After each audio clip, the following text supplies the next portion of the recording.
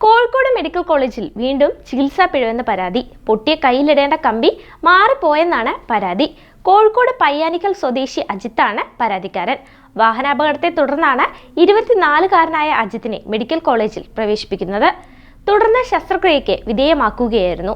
എന്നാൽ ശസ്ത്രക്രിയയ്ക്ക് ശേഷവും അജിത്തിന് വേദന ശക്തമായപ്പോഴാണ് പിഴവ് തിരിച്ചറിഞ്ഞത്.